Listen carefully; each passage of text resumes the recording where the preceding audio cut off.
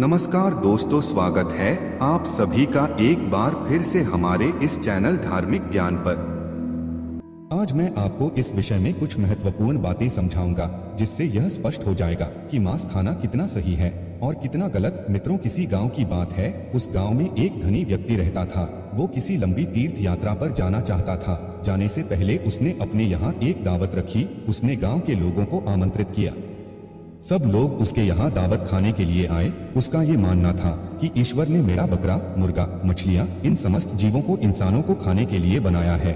इसलिए उसने अपने यहाँ दावत में मेढ़ा और मछलियों का मांस पकाया। उसके यहाँ आए हुए सभी मेहमानों को मेढ़ा और मछलियों का मांस परोसा गया। खाने वालों ने खाया और जो मांस खाना पाप समझते थे उन्होंने नहीं खाया।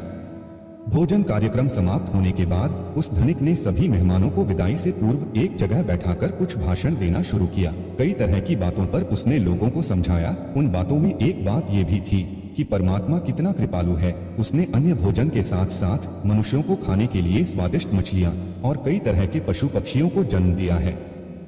उसकी इस बात का अधिकतर लोगों ने समर्थन किया। उसी सभा में एक 10-12 साल का लड़का बैठा हुआ था। उसने उस धनिक की बात को काटकर उससे कहा, श्रीमान जी, आप गलत कह रहे हैं। लड़के को उस धनिक की बात को काटते हुए देखा तो वहाँ उपस्थित सब लोग आश्चर्यचकित रह गए। धनिक बोला, बेटे तुम क्या कहना चाहते हो? तब उत्तर में लड़का कहता है, श्रीमान जी, माना कि यह समस्त जीव परमात्मा ने बनाए हैं, परंतु आपको मारकर खाने के लिए नहीं। मछलियाँ, मेढ़ा, बकरा, मुर्गा इत्यादि पृथ्वी पर रहने वाले समस्त जीव जंतु मनुष्य की तरह ही पैदा होते हैं और मनुष्य की तरह ही उनकी मृत्यु होती है। मनुष्य की तरह ही उन्हें पीड़ा होती है। कोई भी प्राणी किसी अन्य प्राणी से श्रेष्ठ और विशेष नहीं है।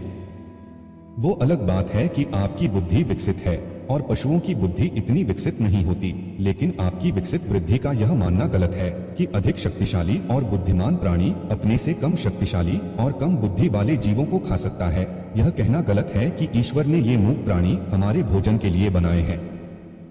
हम अपने स्वाद के लिए, अपनी जीविका के लिए, अपने शरीर के पोषण के लिए किसी को भी जब चाहे मारकर खा सकते हैं। बात सिर्फ ये है कि हम इतने ताकतवर और चतुर हैं कि जब चाहे उन्हें पकड़कर मार सकती है। अपनों से कमजोर पर तो दुनिया रौब दिखा लेती है। इसका मतलब ये नहीं कि वे आपसे कमजोर है, आपकी पकड़ में आ जाते हैं तो भगवान ने उन्हें आपके खाने के लिए बना दिया है। जरा सोचो, मच्छर और पिशु हमारे शरीर का रक्त पीते हैं। उन्हें हमारे शरीर का रक्त बहुत अच्छा लगता है। शेर, चीता और भेड़िया, उनको भी हमारे शरीर का मांस बहुत स्वादिष्ट लगेगा और भी जब चाहे हमें पकड़कर हमारा शिकार भी कर सकते हैं। तो इसका मतलब यह नहीं हुआ कि भगवान ने हमें शेर, चीता, भेड़ियों के लिए बनाया है। यदि आप ऐसा मानते हैं तो फिर शेर, चीता, भेड़िया से अपनी रक्षा क्यों करते हो? आपका भोजन भगवान ने मेढ़ा, बकरा, मुर्गा, मछलियों को बनाया है तो शेर, चीता, भेड़ियों का भोजन आपको जरूर बनाया होगा। दोस्तों, यह उन मनुष्यों की अज्ञानता का नतीजा है जो दया से रहित हो चुके हैं, जो अपने से कमजोर, दुर्बल और मूक प्राणियों को पकड़ लेते हैं और फिर उन्हें अपना भोजन मानते हैं।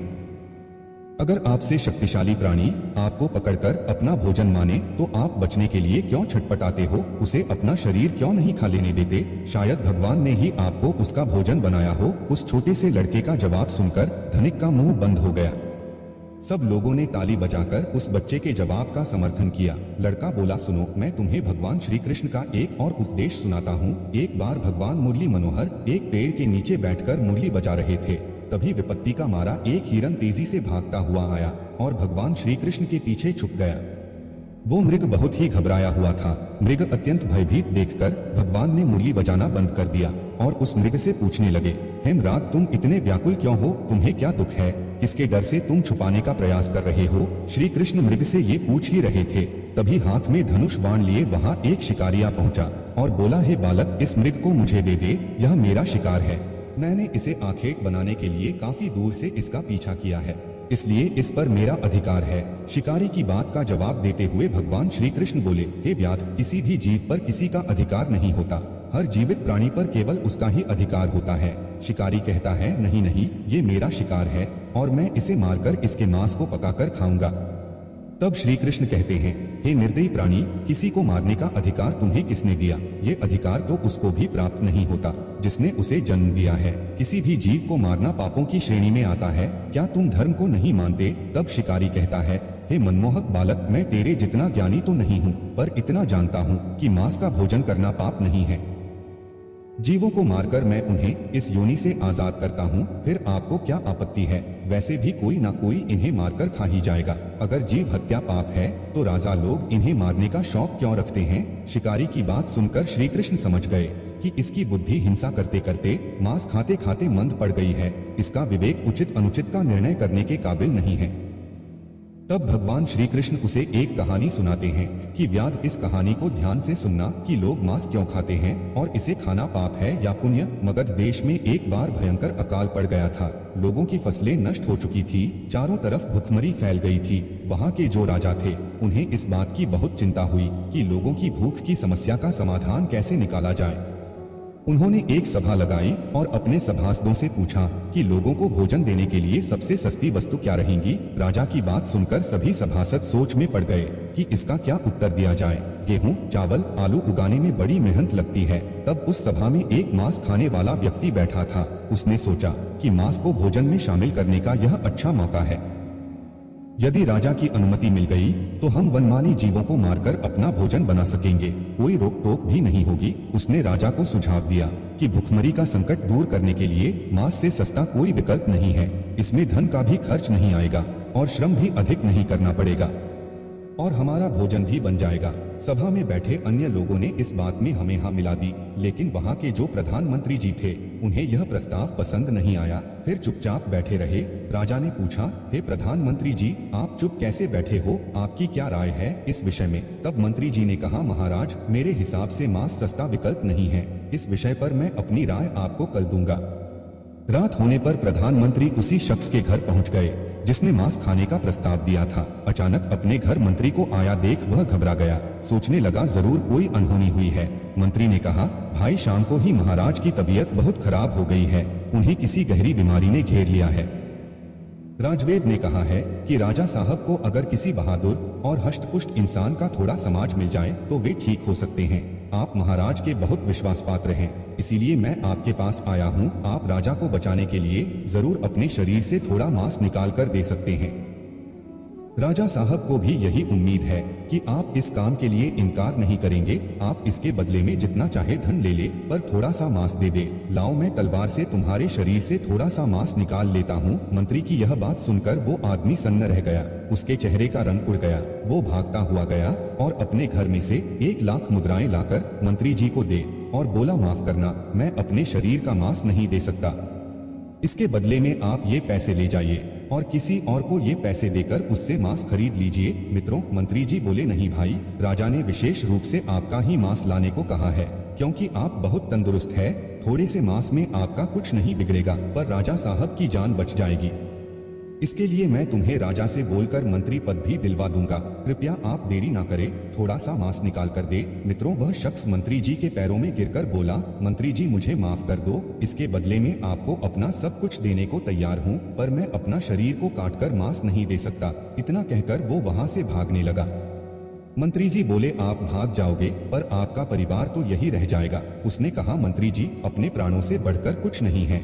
जब मैं ही नहीं रहूंगा तो परिवार का क्या करूंगा? मंत्री ने कहा, आपको यहाँ से जाने की जरूरत नहीं है। तुम्हें नहीं देना है तो मत दो, मैं किसी और के पास चला जाता हूँ। इतना कहकर मंत्री जी उससे 1,00,000 स्वर्ण मुद्राएं लेकर चले गए। अब उसके जान में जान आई। इस प्रकार प्रधानमंत्री एक एक करके सभी मंत्रियों के घर गए। सबसे थोड़े से मांस का आग्रह किया, पर सबने अपनी अपनी तिजोरियों से, किसी ने 1,00,000, किसी ने 2,00,000, किसी ने 10,00,000 स्वर्ण मुद्राएं दिए, पर अपने शरीर का मांस नहीं दिया। मंत्री जी उन पैसों को लेकर अपने घर चले आए। वो रकम करोड़ों में इकट्ठी हो चुकी थी। अगले दिन सारे मंत्री सुबह सुबह ही राजा के पास पहुंच गए, ये देखने की राजा साहब स्वस्थ है या नहीं है। उधर प्रधानमंत्री जी भी उन सारे पैसों को लेकर राजा के पास पहुंचे और उन पैसों को राजा के सामने रख दिया। वे पैसे करोड़ों में थे। राजा ने पूछा, मंत्री जी, इतने पैसे किस लिए लाए हो? तब मंत्री जी ने पूरी कहानी सुनाई और कहा, महाराज, मैंने झूठ मूठ का एक नाटक किया था। मैंने उन समस्त मंत्रियों से ये कहा कि राजा साहब की तबीयत बहुत खराब है, यदि उन्हें थोड़ा सा मनुष्य का मांस मिल जाए तो भी ठीक हो सकते हैं। महाराज, सारे मंत्रियों ने मुझे इतने पैसे तो दे दिए, पर आपके उपचार के लिए अपने शरीर से थोड़ा सा मांस नहीं दिया। कल लोग सभा में मांस का भोजन बहुत सस्ता बता रहे थे। अब आप ही सोचिए कि जीवित प्राणी का मांस कितना सस्ता है और कितना महंगा, कि थोड़े से मांस के लिए करोड़ों रुपए देकर उन्होंने मांस देने से इनकार कर दिया। मित्रों, मंत्री जी की बात राजा के अच्छी तरह समझ में आ चुकी थी। इधर भगवान श्री कृष्ण ने उस शिकारी को समझाया कि देखो, अपना शरीर सबको प्रिय होता है, चाहे वो मनुष्य हो या कोई पशु, सबके मांस की उतनी ही कीमत होती है, सबके प्राण उतने ही मूल्यवान होते हैं जितने कि आपके। इसीलिए किसी के शरीर को कष्ट नहीं पहुंचाना चाहिए। मनुष्य के जब अपने प्राणों पर बनती है तब तो उसे अपना शरीर बहुत प्रिय लगता है। दूसरे जीवों को मारने में वो एक पल भी नहीं लगाता, क्योंकि वो दर्दनाक पीड़ा उसको होती है, आपको नहीं। जिस दिन आपको होगी उस दिन मांस की कीमत आपको समझ आ जाएगी। मित्रों, मैं उम्मीद करता हूँ कि भगवान लोगों की मानसिकता को बदले, उन्हें इस बात का एहसास कराएं कि जीव हिंसा मनुष्य के समान ही अपराध है। छोटे से लेकर बड़े जीवों को जीने का परमात्मा ने पूरा अधिकार दिया है। उनका जीवन व्यर्थ नष्ट ना करे। अपने से थोड़े से आनंद के लिए, थोड़े से स्वाद के लिए उनका जीवन ना ले। सबको उतना ही कष्ट होता है जितना कि आपको। दोस्तों, मैं उम्मीद करता हूँ कि ये कहानी, यह विचार आपको जरूर पसंद आए होंगे।